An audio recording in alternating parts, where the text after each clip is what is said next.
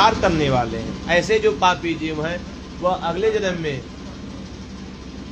जंगल में वह खेतकारों अग्निमुख हो गए। खेतकार नाम के प्रेत होते हैं, अर्थात उनके मुख से अग्नि निकलती रहती है। भगवान कहते कि हे गरुड़, मित्र स्वपरिं च परित्यज्य पर पुंसानुवर्तिनि बलगुणे ग्रह क्रोधास्याद्विमुखे वादतर्पिणी। कहते कि जो अपने पति का त्याग करके स्त्री दूसरे पुरुष का सेवन करती है, कहते हैं ऐसे जो स्त्री है, कहते राजा की पत्नी की जो इच्छा करता है अगले जन्म में वह दुष्ट होता है। जो मित्र की पत्नी की इच्छा करता है या उनके साथ दुर्व्यवहार करता है अगले जन्म में वह गधे की योनि को प्राप्त करता है। भगवान कहते हैं कि हे गरुड़, बुद्ध को भोजन आदि नहीं करना चाहिए। भगवान कहते हैं कि हे गरुड़, देव्यार्थम देवता पूजाम यह करोति द्विजाधमः स वै देवलको नाम हप्तकप्पे सुगर्वित पटंगत्वं सर्वते समाप्नुयात्। कहते कोई कृमि होता है, कोई कीट होता है, कोई पतंग होता है, कोई लता होता है, कोई पत्ते होते हैं, अनेक प्रकार के वह योनियों में पापी राज्य आदि है वह सब नष्ट हो जाता है। इसीलिए ब्राह्मण के धन का हरण नहीं करना चाहिए। देव देवोपभोगेन ब्रह्म स्वहरणेन च। कहते कि देवताओं के धन का हरण करने वाला या फिर भोग करने वाला या फिर ब्राह्मण के विद्वान ब्राह्मण कहीं दूर हो तो उसको दान करने से दोष नहीं होता। कहते ब्राह्मण को किसी ने कोई वस्त्र आदि दिया या फिर भूमि आदि का दान किया और उसको देकर एवमादेनि चिह्नानि योनयश्च खगेश्वर स्वकर्म विहिता लोके दृश्यन्ते तत्र शरीरिणाम् एवं दुष्म कर्तारो भुक्ता आत्मनः जायन्ते।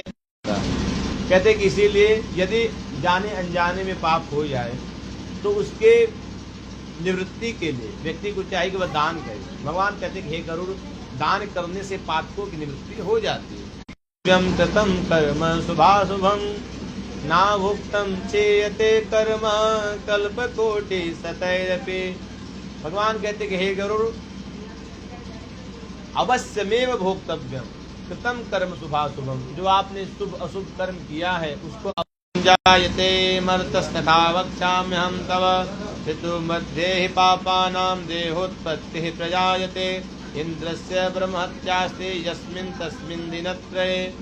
भगवान कहते कि हे गरुड़, स्त्री और पुरुष के प्रसंग से में दिया, एक भाग जल में, एक भाग पृथ्वी में और एक भाग स्त्रियों में। इसी कारण से इन चारों में ऋतुकाल आता है।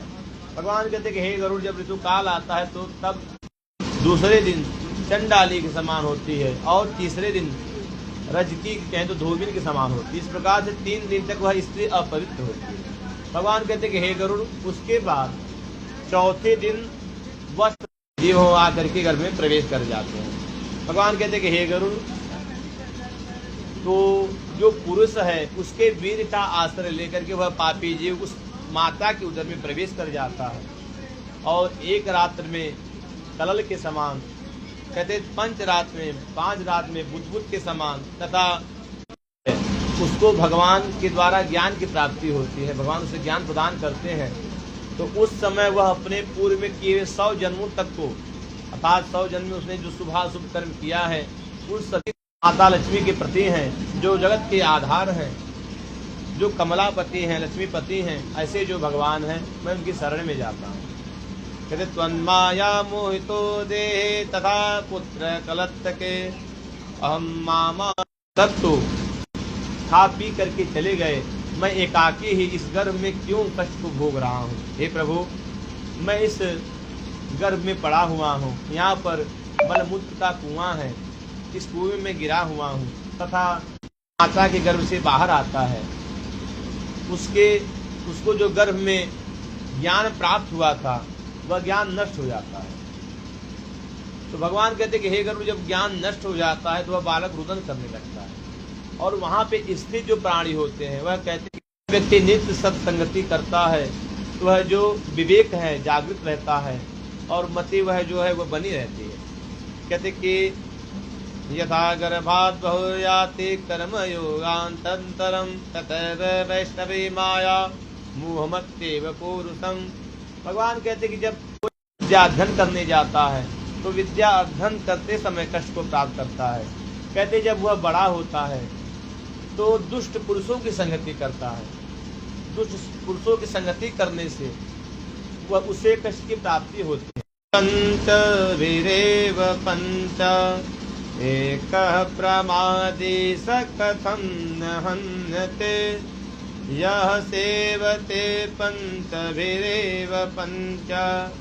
भगवान कहते कि हे गरुड़, मृग, हस्ती, पतंग, भ्रमर और मीते सुलभते भुवि मानुषत्वं तत्रापि दुर्बलतरं खलु भूतिजत्वं यत्पाल्यते लाल इंद्रियाणि तस्यामृतं चरति हस्तगतं प्रमादा। हुआ कि उसके हाथ में अमृत का घड़ा आया और वह घड़ा उससे छूट गया। कहते उसको ऐसा मानना चाहिए। कहते उसका जीवन असफल हो गया, क्योंकि मनुष्य का तन तो मिला ही है इसलिए कि व्यक्ति बारंबार के आवागमन के चक्र से मुक्त हो जाए। कहते इस प्रकार से जो पापी जीव हैं वह सब कर्म पास से बंधे रहते हैं, क्योंकि उनकी इतनी आसक्ति है उन कर्मों में, इसीलिए वह कर्म पास से बंधे रहते हैं। कहते और इसी कारण से वह मेरी माया से कभी भी विलग नहीं हो पाते, अर्थात मेरी माया उनको मोहित करती ही रहती है। कहते इति कथिता। श्री सूर्य जी कहते कि हे ऋषियों, इतना जब भगवान से गरुड़ जी ने श्रवण किया तो वह पीपल के वृक्ष के पत्ते के समान कंपित हो गए, परंतु प्राणियों के कल्याणार्थ गरुड़ जी ने भगवान से पुनः प्रश्न किया। और प्रश्न में गरुड़ जी कहते करने से उसे सदगति की प्राप्ति हो जाती है, उसे पापों को कष्ट को नहीं भोगना पड़ता। आप कृपा पूर्वक बतलाइए, मैं सुनना चाहता हूँ। तो श्री भगवान कहते हैं, श्री भगवान उवाच साधु पृष्ठम त्वयातार्च मानुषाणाम हिताय वै हितो होती है। कहते हैं जिसके पास पुत्र है और जो पापी नहीं है, हे गरुड़, उनकी दुर्गति नहीं होती है। कहते कि इसी कारण यदि किसी पुरुष को पुत्र की प्राप्ति न हो रही हो पूर्व के कर्मों के अनुसार, तो कहते तब वह मेरे द्वारा कहे हुए उपायों को कर पूजन करे या फिर नाग आदि देवताओं का पूजन करे, तो इन उपायों को करने से भी उस व्यक्ति को जिसे पुत्र की प्राप्ति नहीं हो रही है उसे पुत्र की प्राप्ति हो जाएगी। भगवान कहते कि हे गरुड़, एकोपि पुत्रो धर्मात्मा सर्वं तारयते कुलम पुत्रेण लोकात् जयते सुतिरेषा समा। और मनुष्य ऋण, इन तीनों ऋणों से मुक्त हो जाता है। भगवान कहते कि हे गरुड़, इसीलिए हमारे शास्त्रों में पुत्र का बड़ा ही महात्म बतलाया गया है। कहते ब्रह्मोड़ा। भगवान कहते कि हे गरुड़, जो पुत्र हो वह पुत्र भी सवर्ण कन्या का ही होना चाहिए, अर्थात जो कन्या हो वह सवर्णी हो, और उस सवर्णी कन्या से जो पुत्र उत्पन्न होता है उस पुत्र को औरस पुत्र कहा जाता है। और वही उसके द्वारा जब पिंडदान किया जाए, पिंडांजलि की जाए, दान मुक्त पिंडो जगत क्रिया। अर्जुन कहते हैं भगवान श्री कृष्ण से कि हे प्रभु, यदि मैं युद्ध करता हूँ तो बहुत से क्षत्रिय मारे जाएंगे, और जब बहुत से क्षत्रिय मारे जाएंगे तो उनकी जो स्त्रियां हैं वह स्वच्छंद होकर के भ्रमण करने लगेंगी, जिसके कारण से उनका पर पुरुष समागम होगा, जिससे वर्ण संकर संतान उत्पन्न होगी। और जब वर्ण संकर संतान उत्पन्न होगी, उसी कन्या से जो पुत्र उत्पन्न होता है वही श्राद्ध आदि करने का अधिकारी होता है। अन्यथा जो वर्ण संकर कन्या से पुत्र उत्पन्न होता है वह तो नरक को ले जाने वाला होता है। कहते कि श्राद्धे न पुत्र दत्ते न स्वर्याति ते किमुच्यते प्रेतो भी पर दत्ते न गत स्वर्मर्धगतो। कहते कि हे गरुड़, पुरा त्रेता युगे तार्च राजा सेद् बभ्रुवाहनः महोदये पुरे रम्ये धर्मनिष्ठो महाबलः यज्वादानपते श्रीमान ब्रह्मण्य साधुवत्सलः। शील आदि गुणों से वह राजा युक्त था। कहते पालयामास धर्मेण प्रजापुत्र निवोरसान। कहते राजा बभ्रुवाहन अपने प्रजा के पालन ठीक एक औरस पुत्र के भांति करता था और धर्म में उसकी बड़ी निष्ठा थी। भगवान कहते कि हे गरुड़, एक बार वह राजा अपनी सेना को लेकर के, परंतु वह मृग मरा नहीं, अपितु उसके शरीर से रक्त बहता रहा और वह मृग वहां से भागा। राजा भी उसका पीछा करने लगे। कहते कि राजा उस मृग का पीछा करने लगे तो जो राजा की सेना थी वह पीछे छूट गई और राजा तो जल पी करके अपनी क्षुधा को शांत करो। उसके बाद राजा उस वन के गहन में गए। उसके बाद वहां पर उनको एक जलाशय प्राप्त हुआ जो कि कमल के पुष्प के सुगंधों से युक्त था। विश्राम कर लो। कहते हैं ऐसा विचार करके राजा उस वट वृक्ष के नीचे जाकर के विश्राम करने लगा। भगवान कहते कि हे गरुड़, उसी समय राजा ने एक आश्चर्य से युक्त दृश्य देखा। कहते अथ प्रेतम ददन देखा समुत्सुकमनां भूत्वा तासन्ति मुगागतः अब्रवीत सदाता च प्रेतराजो नृपं वचः। कहते कि उस प्रेत ने जब राजा को देखा तो राजा के पास चला गया और जा करके इस प्रकार से राजा से कहा कि हे राजन, प्रेत भावो मया तक्तः प्रात्मोऽस्मि परमां गतिं तत्संयोगान् महाबाहो जातो धन्यतरुष्मंगलम्। राजा ने कहा कि हे प्रेत, पहले ये बताओ कि किस कर्म के फल स्वरूप तुमको यह अमंगलकारी भेष प्राप्त हुआ है तथा तुमको प्रेतत्व क्यों हुआ, इसको बतलाओ। तथा किस दान आदि और देही कृत्यों से तुम्हारे प्रेतत्व का कि आप मेरे ऊपर दया करिए। उस प्रेत ने कहा कि हे राजन, वैदिश नाम का एक नगर था। कहते कि वह नगर सभी प्रकार की संपदाओं से युक्त था तथा मेरे नगर में नाना प्रकार के पक्षी आकर के कल्लोल करते रहते थे। भगवान कहते कि हे गरुड़, नहीं हुआ। तो कहते राजा ने कहा कि हे प्रेत, तुमने जब दान किया और देवताओं का पूजन भी किया, पितरों को भी संतुष्ट किया, देवताओं को भी संतुष्ट किया, तब फिर तुमको उसका फल क्यों नहीं प्राप्त हुआ? तुम्हारे शुभ कर्मों का फल तुम्हें क्यों प्राप्त नहीं हुआ? तो कहते तब उस प्रेत ने कहा कि हे राजन, मेरा कोई संबंध ही नहीं था। जो मेरे मरणों में गया उसके लिए त्रय षोडश श्राद्ध नहीं होता। मलिन षोडशी, मध्यम षोडशी और उत्तम षोडशी, यह तीनों षोडशियां जब तक नहीं होती तब तक उस व्यक्ति का प्रेतत्व नष्ट नहीं होता।